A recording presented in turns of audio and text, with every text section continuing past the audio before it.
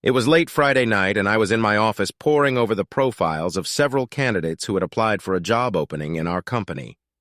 As the regional manager for a chemical company specializing in weed control, fertilizer, and water retention products, my job was crucial. Our survival depended on the farmers who grew our food, and we prided ourselves on being the first company recognized for 100% environmentally friendly products. Two of my office staff's husbands had recently been promoted, resulting in their resignations. Both families were relocating within the next 3 months, so we needed to fill their positions promptly.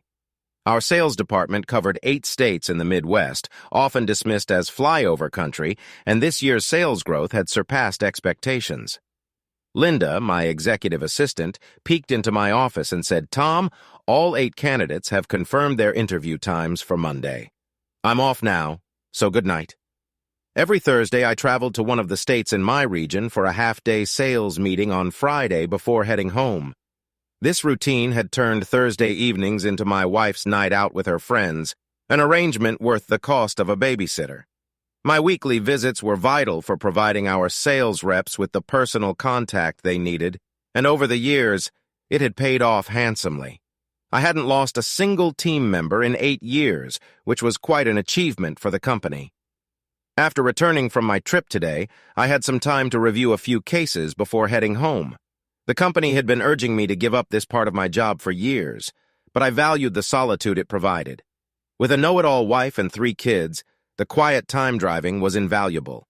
It also saved our branch from having to hire a sales manager, a necessary consideration in a budget-conscious environment. Our children were in junior and senior high school. My eldest daughter, my pride and joy, was graduating in the fall and had been awarded a full scholarship to Southeast Missouri State University. My youngest daughter had just turned 16 and was busy studying for her GED. My wife, Emma, had been working as an executive assistant district attorney since the year before our youngest was born. She had recently been offered a new position as a lawyer in the federal government, which she accepted. The federal job seemed to appreciate her uncompromising hardball approach, and the pay was double her current salary. It would have been foolish to turn it down, and she was set to start in 4 months. Despite being around my age, she had never remarried, and although rumors swirled, I didn't believe she was gay. For the past 15 years, my parents had taken our 3 children every second weekend of the month, giving my wife and me some much-needed time alone. My parents felt we needed this break to reconnect, and I have to admit it was the greatest gift they could have given us. Without it, we might have ended up divorced like so many others. Our eldest, Julia, was set to work in our senator's office in Washington, D.C. for the summer before starting her undergraduate degree in political science. Some time ago, my father, with my permission, bought each of our 3 children a kit from Ancestry and submitted their DNA for testing. We knew a match would only be possible if any of their relatives had also submitted their DNA. When the kids talked to me about it, I gave my approval, thinking it might open up a new adventure for us. Julia decided to surprise their mother with the results, which we knew could take 5 or 6 months to arrive. This weekend, we were headed to Nashville to visit the Grand Ole Opry, returning home on Sunday. My wife had planned this special trip to create another memory in our life's journey. I met Emma in my final year of university at a soccer match. No, I wasn't one of the players. I was one of the no-name grunts selling overpriced food to the spectators. She was the coach's daughter and always had free tickets. One day, she had an argument with her boyfriend, and somehow I found myself in the middle of their scuffle. She pushed him, and he retaliated by shoving me down the concrete stairs. I ended up in the hospital with 25 stitches on my forehead. Emma must have felt guilty because she visited me every day to check on me. She met my whole family before I even regained full consciousness. They told me later that I'd been in a coma for nearly a week due to severe internal injuries. As the haze in my vision started to clear, I saw a strikingly beautiful woman standing by my bed. For a moment, I thought I had died and was at the pearly gates with her as my angel guide. Then my friend Esmeralda appeared beside her, looking less than impressed. I shut my eyes, hoping that when I opened them, Esmeralda would be gone and this surreal scene would have vanished. When I woke again, the goddess-like figure was still there, but Esmeralda was nowhere to be seen. It turned out she had found someone else to bother. Emma, The woman who had been by my side never asked for anything in return as I slowly pieced my life back together. We eventually started dating without much fanfare. After graduation, I went into sales, and she landed her first job as a management assistant. During a family reunion, her younger cousin asked why she was still single, and she replied, "Because Tom hasn't proposed to me yet." 3 months later, I found myself at the altar, watching her walk toward me. Emma was 5, 8 inches tall, with long blonde hair, piercing blue eyes, and a figure that could stop traffic. We got married, but by our 5th year, we were already on the brink of divorce. To this day, I still don't fully understand what went wrong. Perhaps Emma didn't either. On our way home from a trip, we stopped at Lambert's, a place famous for its flying rolls and mediocre food. Emma insisted we stopped because it reminded her of her mother's cooking.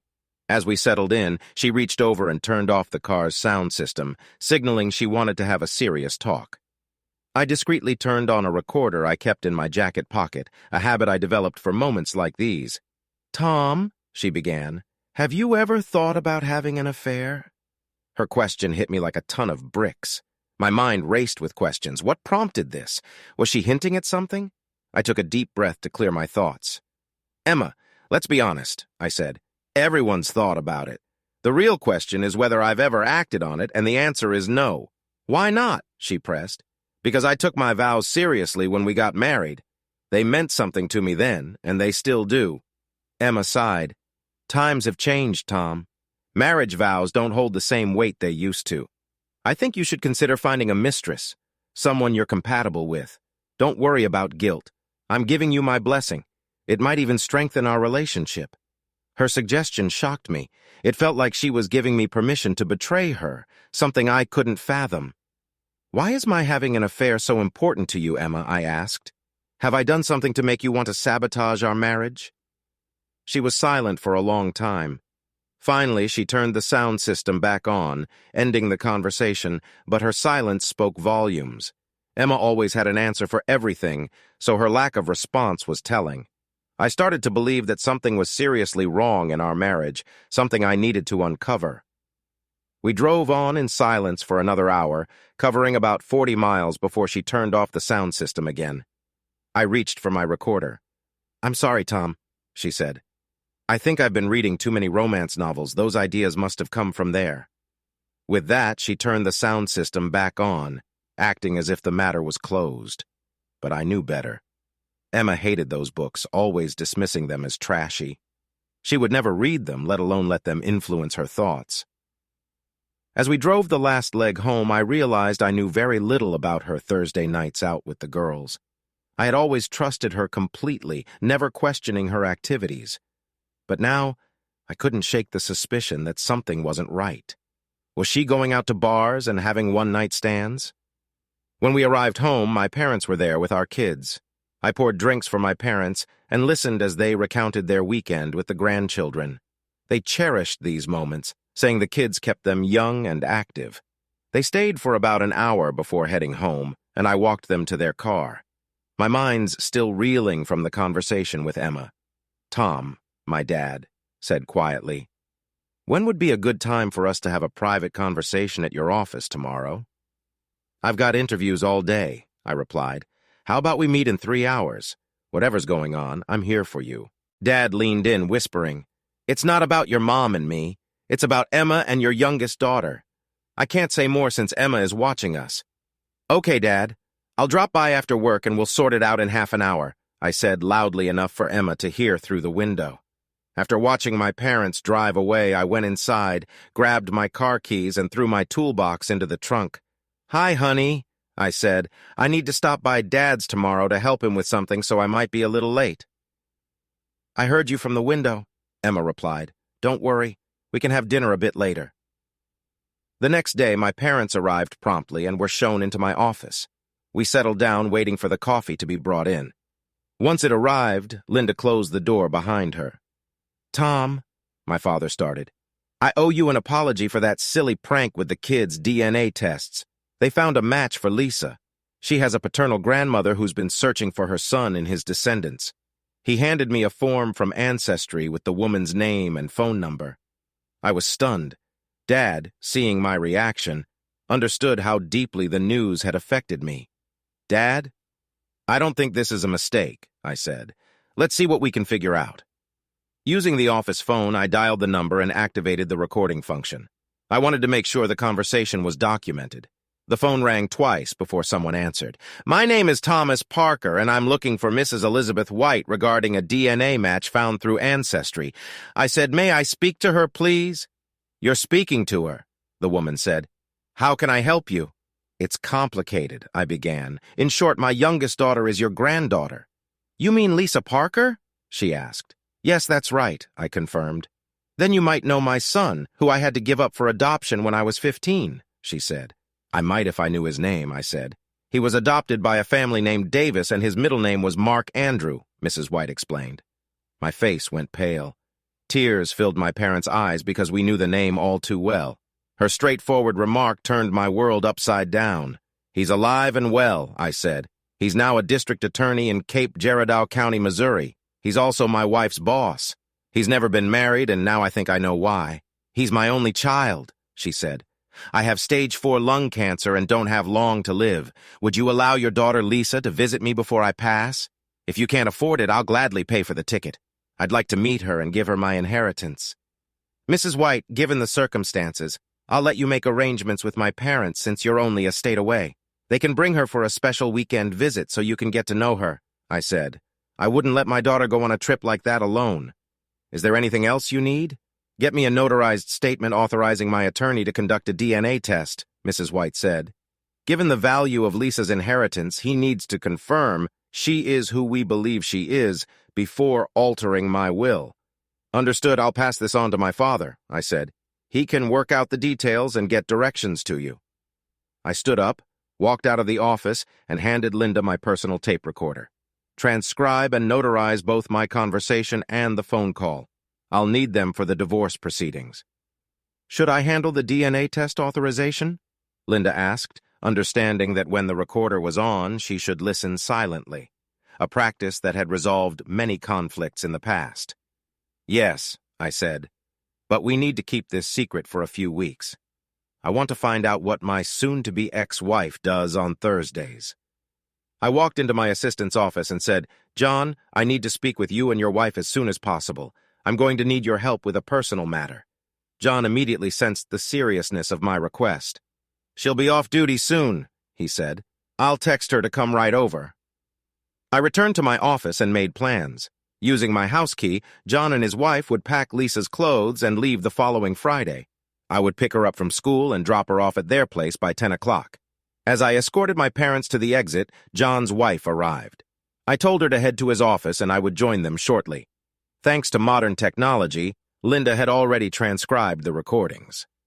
I handed copies to John and Anna to review, suggesting they start with the conversation between my wife and me. I gave Linda the paperwork my father had provided to make photocopies for my attorney's file, ensuring everything was in order.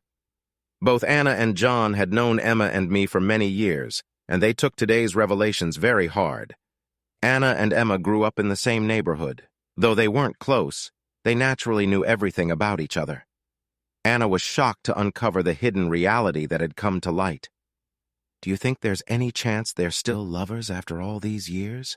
Anna asked. "Or was it one of those situations they got into and then realized their mistake?" "I don't know," I replied, "but I'm going to need your help to find out.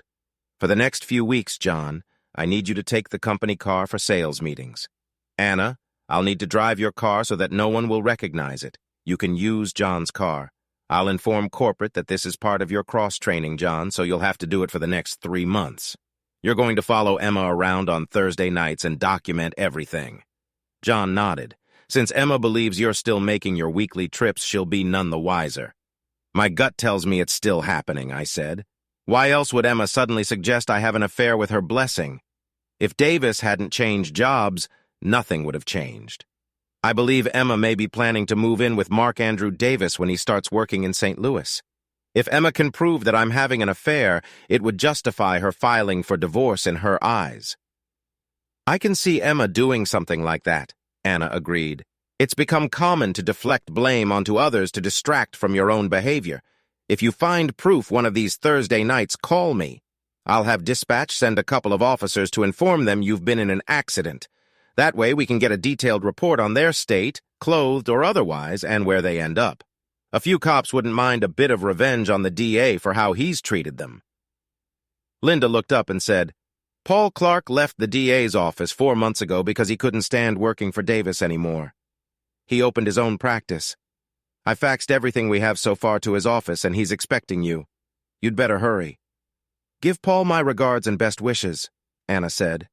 "Tell him we still miss him." I left to meet the man who was now on his way to the Supreme Court with the Women's Right to Life movement. His perspective on the law and how to apply it had turned many cases upside down. As I approached Paul's office, things started to make sense. Emma and I began having marital issues right after she started working for Mark Davis. Around the same time, I was promoted to sales manager and had to start traveling frequently.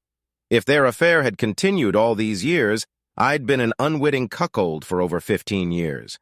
The expensive Christmas and birthday presents from Mark now made sense. Paul was waiting for me when I arrived. Anna had briefed him on our plans.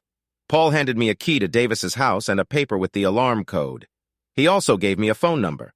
"Call this number," he said, "and you'll find people who can provide services at a reasonable price. I've spoken to them, and they're expecting your call." "Why are the codes only good until the end of next week?" I asked. "Davis will get a monthly reminder to change his access codes," Paul explained. He was going to sue Davis for child support from the day Lisa was born. Under state law, he couldn't escape it by declaring bankruptcy. If Paul succeeded, Davis would be financially ruined. He also planned to sue Emma for adultery, abandonment, and fraud for passing off Mark Davis's daughter as mine. Paul suggested temporarily transferring my parental rights to Lisa to my parents until the court case was settled. "Why?" I asked. "That way they can't claim you're using Lisa against them," Paul explained. "Mark will fight dirty and sneaky, treating you the same way he treats everyone else. Sometimes the best offense is a strong defense. I offered to use my debit card to prepare for Paul's services, but he declined. Your wife will see it right away and guess what you're doing. Write me a check and I'll hold on to it until the services are rendered." As I left Paul's office, it was clear he was giving me every advantage and time to figure things out. Linda had found the best possible help for me. I had the impression that Paul had personal reasons for going after Mark Davis so aggressively. Emma and Mark were about to face consequences they never anticipated. Paul Clark had just created his own version of the divorce game. I signed the necessary paperwork for my parents to get temporary parental rights to Lisa and explained the situation to them. They agreed it made sense. I was waiting for Anna to arrive in her 2002 Ford Taurus. John was going on his first sales trip, and Anna would leave her car at my place and take John home. My oldest daughter informed me that Emma wouldn't be home for dinner as she was going out with the girls right after work. When Anna arrived, we switched cars, and I threw my suitcase in the trunk. "Tom," Anna said, "dispatch and all the guys are on board. Just let me know where." "Thanks," I said. Paul said to call him if things heat up so he can personally serve them. "I'd like to know why Paul wants Mark Davis out." "With Paul, it's a matter of principle," Anna replied. "Mark can't back up what he says." It was interesting to watch Emma and Mark drive away in their cars. After both of them had finished a first-class steak of bar and grill, they went their separate ways. I, however, drove straight to Mark Davis's house and waited. Paul's friends and my crew had already set up everything. I found a secure spot with a clear view of Mark's place. Emma was the first to arrive. She disabled the alarm by entering a code and then used her key to unlock the door. We filmed her as she entered the house. 10 minutes later, Mark arrived. Emma greeted him with her blouse wide open, revealing her bare chest. Mark embraced her, and they shared a passionate kiss. As they kissed, I saw his hands move to her breasts. Once they closed the door, I stopped filming.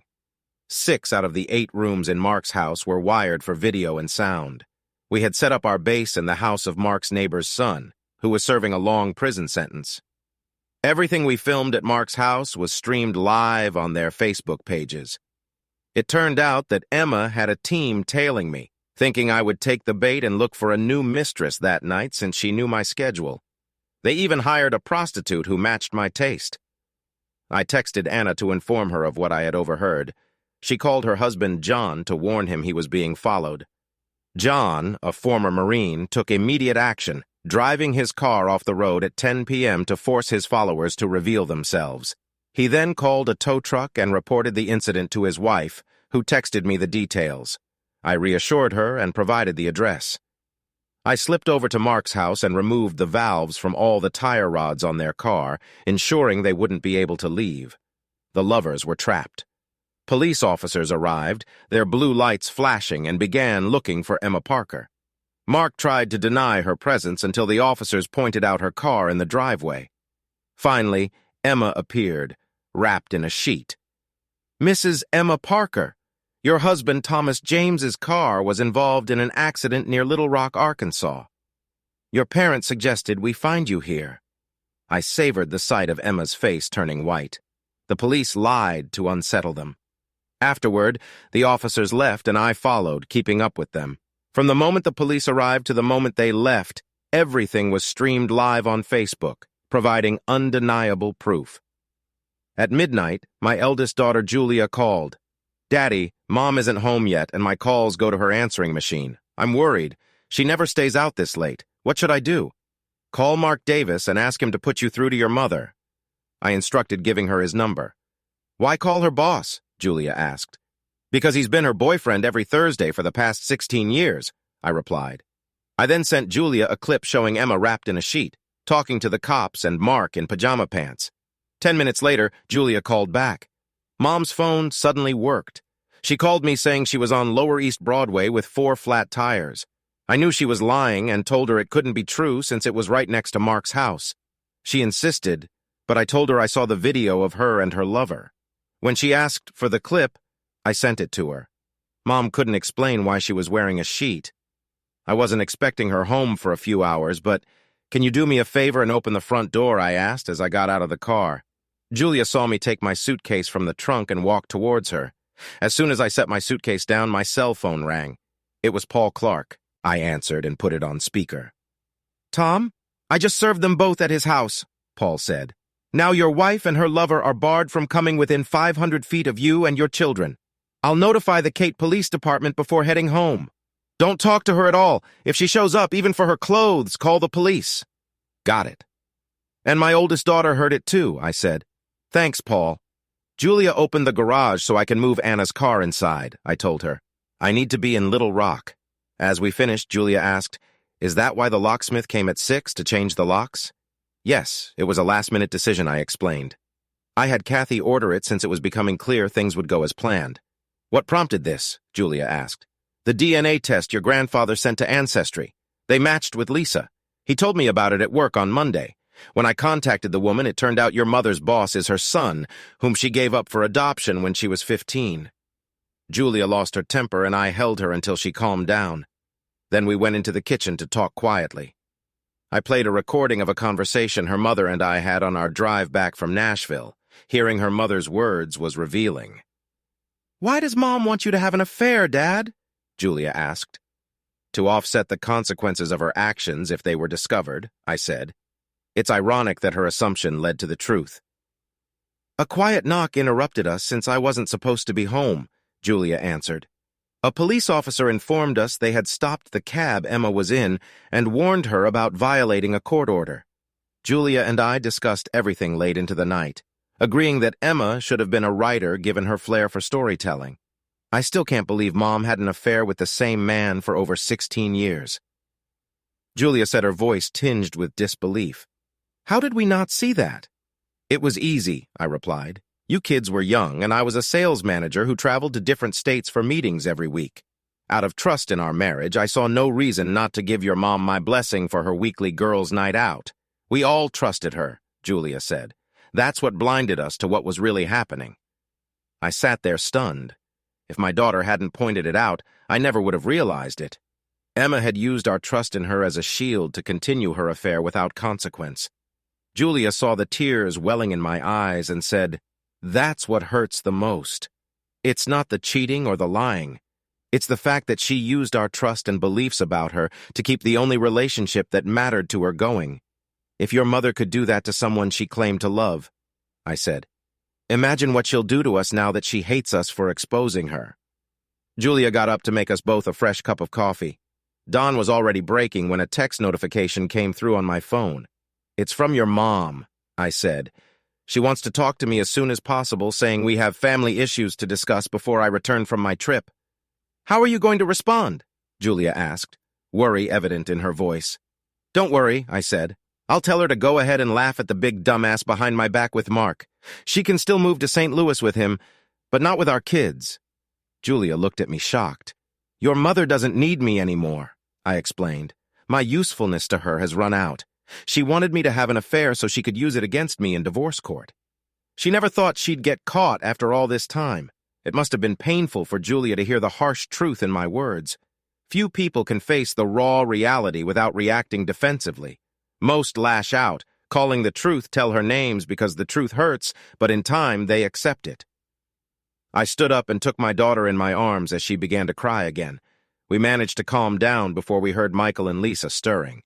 I turned on the kitchen TV for the local morning news, as I always did. Soon they were having breakfast, surprised to see me at home.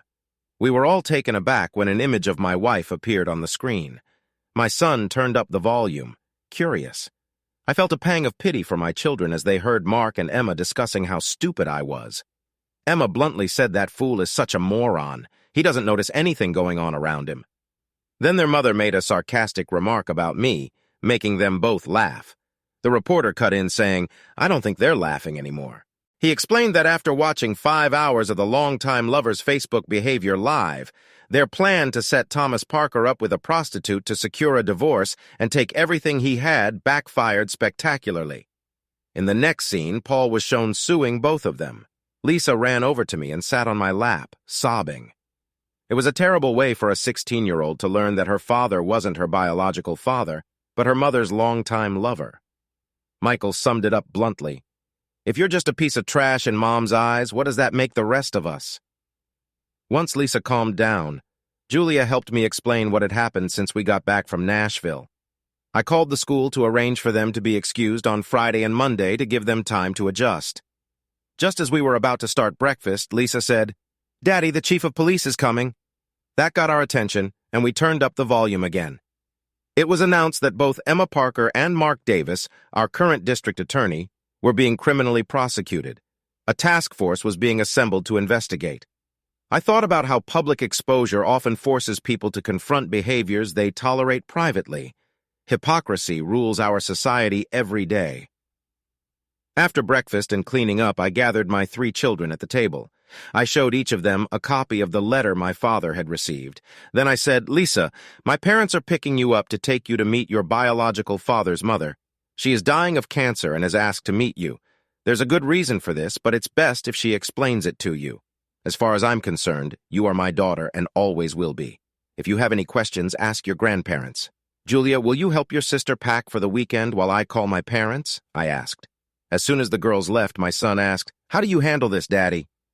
"I don't know," I replied. "I find myself constantly struggling to keep my cool. Remember, son, if this ever happens to you as a father, you have to stay strong for everyone else in your life."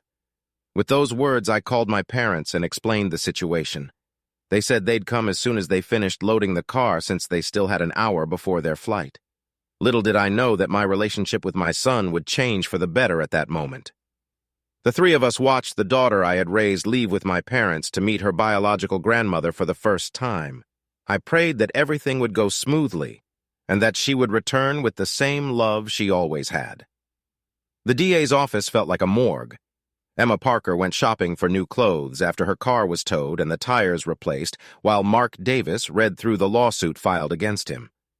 Despite lacking a direct DNA sample, they had linked him biologically, leaving no room for him to deny his parentage.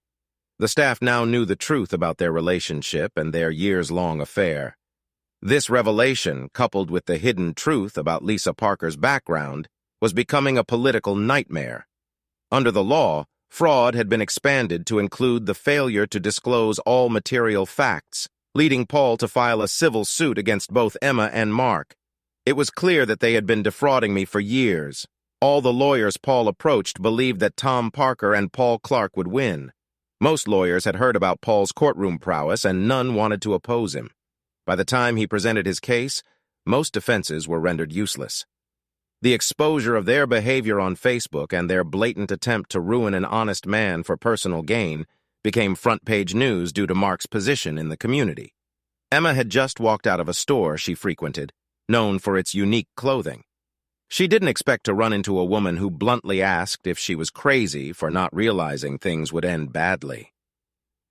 When Emma asked what she meant, the woman said she had been a porn star on Facebook for at least 5 hours. Emma returned to Mark's house around 1 p.m. and found the service company had just finished. They mistook her for the homeowner and suggested resetting all the security codes. It wasn't until they left that she realized she hadn't confirmed their presence with an electronic signature. Emma called Mark, wanting to ensure he didn't take the new position in St. Louis. When he asked why, she explained her concern. They began to believe that I was just protecting myself because they both knew Mark's new job was a political appointment from the deep state. Emma made herself some coffee, sat down, and reviewed the divorce petition. The first blow came when she realized that her own words had made me suspicious. I was perplexed as to why she was asking me to intentionally hurt another human being for her own gratification. My parents had informed me of the DNA match, which confirmed Lisa's true origins and provided undeniable proof of Emma's affair. Emma began to realize that I must have known about her behavior long before Lisa was born. At that moment, she understood that I was behind the events of the previous night, revealing the hidden truths of her life. As she took another sip of coffee, the doorbell rang. She stood up, walked to the front door, and found Mr. Carter, the neighbor Mark disliked. "What can I do for you?" she asked. He handed her an envelope of legal documents and said, "Tom, your husband, used my apartment as a base for his operations against you and your lover last night. I was happy to help because Mark Davis got my son the maximum sentence as a first-time offender. The information in this envelope will also be delivered to everyone on your side of the family this afternoon." Tom wanted to know if you're laughing at him now. Emma watched him walk away with a smirk. Back in the kitchen, she opened the envelope, which was filled with pictures.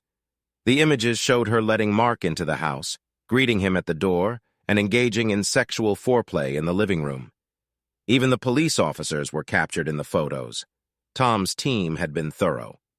The last printed page, signed by her husband, stated that if the information became public, there would be serious repercussions. Her plans to force her husband into submission had fallen apart. "Emma," I wrote, "last Sunday when we got home from Nashville, I realized you were trying to set me up for divorce. Since then, I've been trying to understand why your love turned to hatred. Now I know. You blamed me for what you felt was missing in your life. You felt trapped and longed for your carefree single life. That's why you turned to him to rediscover the single life you missed. By doing so, you escaped from a marriage you hated for a few hours each week. The only reason you stayed married to a man you despised was because Mark didn't want the responsibility of raising children, not even his own. With your opinion of me, there's no way you'd leave the kids alone with someone you considered worthless. Your pride wouldn't allow it. As a result, you've lived a life built on deliberate lies," I wrote. "Every day you and Mark got away with it, and your contempt for me grew. To you, I became more of a fool and an idiot. How many times did you laugh at me, the unrepentant bastard? Did you inspire Mark to make love to you by humiliating me? What I can't forgive is what you both did to our children. They'll be affected for the rest of their lives. I can't fathom how you and Mark found it amusing to play with our lives, like we were just pawns in a game." The news reporter summed it up perfectly when he asked if you were still laughing at Thomas Parker now. "I watched Julia, Michael, and Lisa as you and your lover flaunted your plans on social media. It was painful to see our children as you joked about how easy it would be to destroy me. Michael, our only son, said, 'If Mom thinks you're just a piece of trash, what does she think of us?' I haven't asked them about their future relationship with you. At this point, I can honestly say they don't exist to me anymore. It was your and Mark's utter contempt for me that led to this.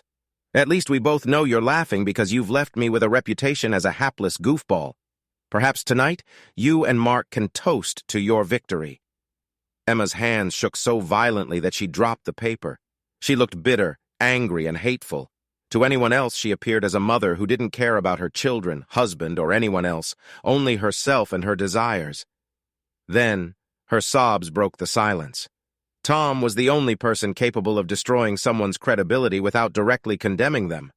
Everyone who read his words couldn't argue with his comments about their behavior. In his eyes, everything she'd done was about self-preservation, not love. He should have known that Mark was pressuring her to leave before Lisa was even born. Mark's new job changed their plans.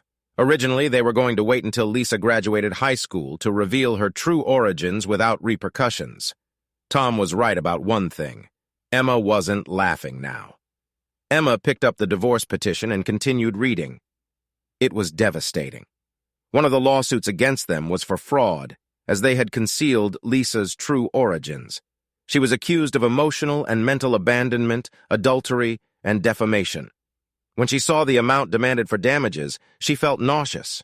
If Tom won, both Mark and she would be financially ruined for a long time. Tom and his lawyer argued that they could no longer treat Tom as a fool. Saturday was chaotic for me and my two older kids from early morning until late afternoon. Family members visited us, including Emma's parents, her siblings, and their spouses, all bringing food to support us. Even my brother and sister came from out of town. We were overwhelmed with love and support. Everyone struggled to understand how they had been deceived by Emma for so long. They all agreed that what was posted on social media proved her malicious intent. My father-in-law and I grabbed a cold beer and went out to the patio for a few minutes. Thomas let him go, he said. Lila is in the house so you can have some privacy. We'll keep them away until you calm down. He stayed with me until things settled. Lila and I plan to change our will, he said. What should have been Emma's will be divided among your 3 children. She may be our daughter, but I'll never forgive her for what she's become. We had just finished clearing out the house when my dad called. Liza met this lady, my father said. You can definitely see the family resemblance. Their meeting went well. Mrs. White was interested in our family situation and got Liza to openly express her feelings, which was good since she had been keeping things to herself. The lawyer got the blood sample he needed and then invited me in for a private conversation. My father continued. He asked about Mark Davis, and I told him what we knew. I learned that Mark's real father is in prison for life for killing his mistress's husband. Mark would have inherited from his real mother if Liza hadn't come into her life. Don't worry, Dad, I replied. Paul Clark got a court order banning Mark from being within 500 feet of us. It was a busy day with many family members from both sides offering support. We stayed at Mrs. White's estate as her guests. Your mother felt honored to be treated so regally, Dad explained. Liza is staying with Mrs. White now. We both like her. Her lawyer said he hadn't seen a smile on the grand old lady's face in a long time. Hold on, I'll put your mom on the phone. Tom, I got a chance to talk to Elizabeth alone. She asked what kind of son you were, and I spoke about your life, trying to be as honest as I could. We discussed in great detail what had happened over the past week. She appreciated the respect you showed her and thanked us for advising her on handling her estate situation. My mom continued. She plans to leave everything in a trust in Liza's name for you to manage until she turns 25. Text me when you leave, so I can be there when you bring her home, I said before hanging up. I texted Liza. We all miss you and sent a quick message to Dad. We finally had time to get everything in order before John and Anna arrived in my car. I apologized to Anna for not returning it sooner. The police chief sees a chance to take down Mark Davis, Anna said. He and Paul are collaborating, and Paul has provided some questionable items for the investigators. When I got back, the staff looked gloomy and upset. John said, I told them in general terms that some of us were aware of what was happening most of the week and helped where we could. It's been an emotional roller coaster since Thursday night. The kids are still struggling, so I'm taking Monday off too, I said. Have you heard anything about Emma? Anna asked. Not since Thursday night, I replied. Mark and she are probably busy with their own lives, making it clear how they feel about us. My youngest daughter called me early Sunday morning and asked if she and her grandparents could come home late on Monday. I gave my blessing if her grandparents agreed. She thanked me for making her go. Why? I asked. Mrs. White made me realize it wasn't my fault that Mom's infidelity brought me into the world, Lisa said. She made Daddy understand that we were all innocent victims and didn't deserve what Mom and Mark's behavior brought upon us. I love you, Daddy, she said before ending the call. On Monday night, Julia, Michael, and I watched as my parents pulled into our driveway. They looked stressed and tired. As soon as Lisa got out of the car, she rushed into my arms. It was nice to have my youngest daughter home. Her father opened the trunk and brought in her suitcase, which Michael immediately carried to her bedroom. Then the three of them went to the family room to catch up while my parents and I went to the kitchen for fresh coffee. My parents shared their impressions of Mrs. Elizabeth White. When we left, she was calm, my father said. Meeting Lisa and having her accept Mrs. White was important to her. Mom pulled an envelope of legal documents out of her purse and handed it to me. This was given to me by her lawyer, Pearl Elizabeth's instructions, she explained. I opened it and found a check for $50,000 and a short letter. The great lady thanked me for granting her request and informed me that she had already lived beyond her life expectancy before I contacted her. DNA confirmed the biological connection. Lisa is a beautiful girl and you've raised her well. Use the resources I've given you to get through this difficult time and don't forget your values. I gave it to my parents to read. It was hard to realize that we may have fulfilled a dying woman's request over a cup of coffee. I explained everything that had happened while they were on the trip. I told them that emotionally everything was behind us as a family and that we would return to our normal lives starting tomorrow. The rest of the week went smoothly. Emma tried to contact each of our children by phone and was told not to call again. Corporate headquarters was thrilled that I was no longer leading sales meetings and began looking for a new sales manager for the first time in 10 years. I was sitting in my office going over the month's sales figures when Linda poked her head through the door saying, "It hit the fan." I looked up and asked, "What now?"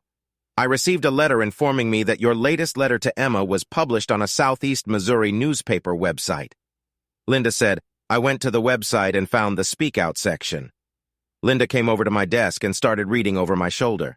By the time she finished, she was sobbing. "I wrote it when I was emotionally upset," I explained. "Maybe I was too harsh." "No," Linda said. "You just coldly and bluntly stated what her long-term behavior shows. Either one of them could have come clean. Mark got the benefit of a long-term relationship without the cost." "That's what I thought," I said. "It's rare for the community to see the real cost of someone's behavior on a family in such a public way. For anyone who has been divorced like me, it's a stark reminder of the pain and suffering they went through before they could start living again." Look at that last comment. As a feminist for most of my life, I have fought for equality and empowerment.